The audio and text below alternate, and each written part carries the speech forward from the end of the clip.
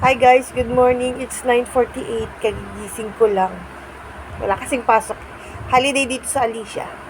Hi guys, magandang araw. Narito na naman ang inyong Clef Warrior Mamo. Ayan, 'di ba? Ang ganda ng entrada for the igad-igad ang person. Buti na lang at may nyog dito sa bahay na dati nang nabuksan. Kaya yan, magluluto tayo ngayon ng champurrado dahil nag-crave ako. O ayan na. Buti na lang meron yung panganay ko na nag-video sa akin kasi nga ang aking cellphone is memory full na, wala nang space. Ito yun kakabsat di jay duwa nga nyog nga inigad ko itatay nagrigat si kayo ti agigad urela ag cramps jay duwa nga imakaon na po yung unang piganong dalawang nyog kanina guys. Ayan guys, yung malagkit na bigas, isang takal lang yan. Yan yung unang hugas.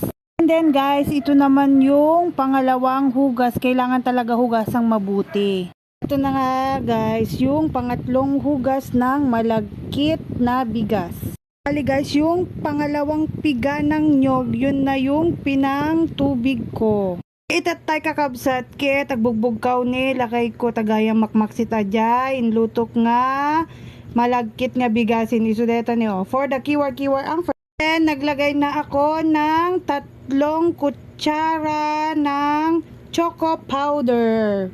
Lagay ko na yung choco powder guys, hinalo-halo ko and then nagdagdag na ako ng 3 kutsara ng sugar. Yan, ganyan lang. Ayoko nang masyadong matamis. Nagdagdag pa ako ng tubig dyan guys kasi hindi pa masyadong luto yung malagkit. Kaya yan for the kineme. Ayan guys, luto na ang aking champurrado. Craving satisfied. Instead nalagyan ko ng evap. Ayan yung unang piga ng nyog. Yan yung nilagay ko. Thank you for watching guys. Bye! God bless!